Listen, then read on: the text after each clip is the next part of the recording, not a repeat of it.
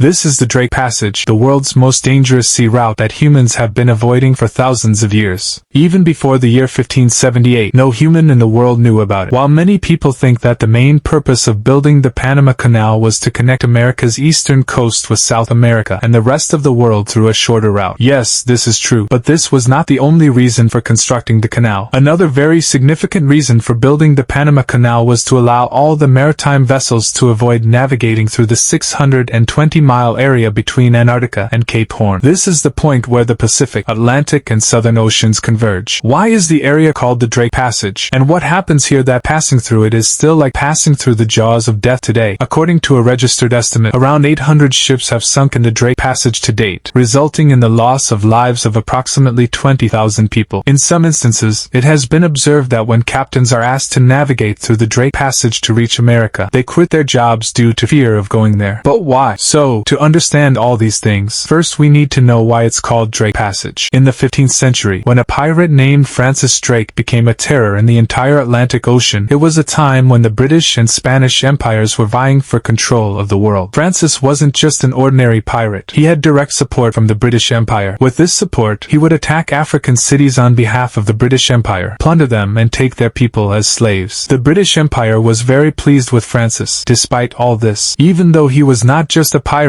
he was called a hero by the Queen of the British Empire, Queen Elizabeth I. Yes, you heard it right. She used to call him a hero, and he was hailed as a hero throughout the English Empire. Drake had also served as a member of Parliament for 3 constituencies, and until today, instead of being called a maritime pirate, he is called an English explorer of the English Empire. So, coming back to our story, Francis Drake was indeed brave, and that's why the Queen of the British Empire, Queen Elizabeth I, ordered him to break the control of the Spanish Empire in South America by sending him as an English explorer. The plan was that Francis Drake would plunder the cities and villages along the eastern coastline of South America and then enter the Strait of Magellan. After that, he would attack the villages on the western coastline of South America, gradually bringing them under British control. During this time, he could loot as many cities as he wanted. The only interest of the British Empire was to bring the entire coastline of South America under British control. According to the plan, Francis Drake set out on his journey in December 1577 with 200 people on 5 ships. By April, he had reached Argentina, but there was a mutiny among his crew, and Drake ended up hanging about 40 of his mutinous companions in Argentina. He left his 2 ships there and continued his journey on the remaining 3 ships. He had just crossed the strait and entered the Pacific Ocean when a fierce storm struck, causing the 3 ships to lose contact with each other. One ship's crew thought that Drake might have died, and they sailed back to England, while the other ship, caught in the storm, drifted into Drake Passage and disappeared. Drake, following the same ship, reached the shores of Drake Passage, but upon seeing the towering waves, he understood that going further meant only death. Actually, before Francis Drake in 1525, the Spanish navigator Francisco de Haux had discovered Drake Passage while sailing south from the Strait of Magellan. That's why Drake Passage is known as Mar de Haux in Spanish maps and sources, while in other Spanish-speaking countries, it is mostly known as Paseo de Drake or Paso Drake or Mar de Drake. Now, you might be wondering why Drake Passage is named after Francis Drake and not Francisco de Haux. There could be 2 reasons behind this. The first reason could be that Francisco de Haux might not have faced today's Drake Passage because it is not clear whether he sailed through it or not, as his mention is only found in Spanish maps and Spanish sources. The second reason could be that by the 1800s, the Spanish Empire had diminished in size compared to the British Empire, so perhaps the British chose to name it after the maritime pirate Francis Drake, whom the British Empire considered their hero, to assert their dominance. So, returning to our story, while following his ship, Drake reached the shores of Drake Passage. But upon seeing the towering waves of the sea, he understood that going further meant only death. So, Drake turned his ship back and headed towards the western coast of South America again. Then, plundering along the western coastline, Drake reached San Francisco. It was after this incident that the area was named Drake Passage because no other ship had ventured into this part of the sea before him. Or if they did, they probably didn't survive to tell the tale. Drake had told his close companions that he felt there might be another world beyond the sea, or perhaps an undiscovered island where no one had ever set foot. What Drake actually mistook for an island was Antarctica. For thousands of years, humans had believed that there must be a continent here. The Greeks called it Terra Australis Incognita, meaning the unknown southern land, but no one had ever seen it with their own eyes. The question in your mind will be, why is this Drake Passage so dangerous? In other places in the world, the oceans meet each other. Then what is it like here? Nestled between the southern tip of South America and the northern reaches of Antarctica Antarctica lies a narrow strip of ocean that has earned a fearsome reputation among sailors and adventurers alike, the Drake Passage. This treacherous stretch of water, connecting the Atlantic-Pacific Oceans and Antarctica, Southern Ocean, is notorious for its wild and unpredictable weather, powerful currents, and towering waves. It is a place where the elements converge in a dramatic and awe-inspiring display of nature's power. At first glance, the Drake Passage may seem like any other stretch of open ocean where two bodies of water meet. However, its unique geographical location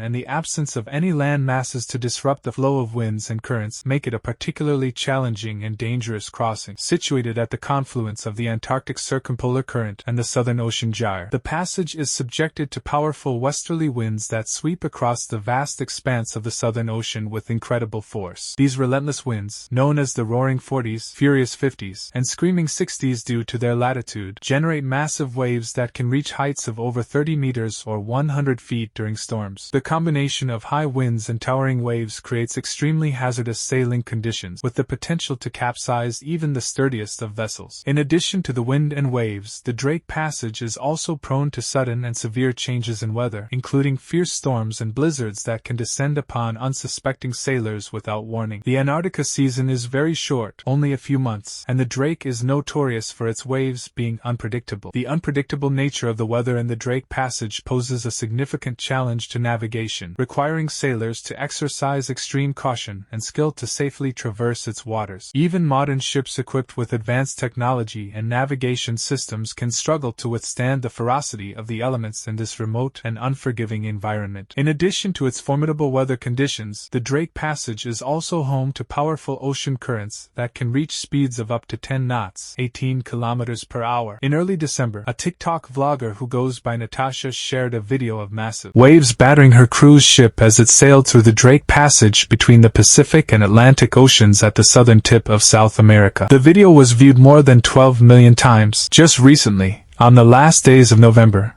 a 62-year-old American passenger was on a Viking cruise ship. Suddenly, a big wave hit and broke a window. The broken glass flew away. The passenger died. 4 other passengers were also injured, but they did not lose their lives. If your ship encounters any accident here, it means you are on your own. In the 20th century, with the advent of modern technology, the craze for exploration and discovery surged. All explorers' eyes were now set on the South Pole. In 1914, the famous British explorer Ernest Shackleton intended to explore Antarctica. While crossing the Atlantic Ocean, when he reached near the Drake Passage, the waves of the sea pushed his ship into the glaciers of the ice. His ship was completely destroyed. Ernest unloaded some of his companions onto the ice and set out in a small lifeboat with 5 remaining companions in search of an island where they could seek help. After wandering in the sea for a month, Ernest finally reached South Georgia Island. But the experiences he had in this 1 month were so terrifying that he wrote, "This is the worst and most dangerous part of our world's oceans, and reaching this island is nothing less than a miracle." Ernest also said that Antarctica is the last great journey left to man. In the next 3 months, 3 attempts were made, and Ernest managed to save the rest of his companions. No one died in this entire expedition. A famous Brazilian journalist and entrepreneur. Similarly, the Mar Symphony was a 76-foot yacht owned by João Lara Mesquita. He and his crew of 4 were filming a documentary about the Antarctic coast when they encountered a severe storm on April 7, 2012.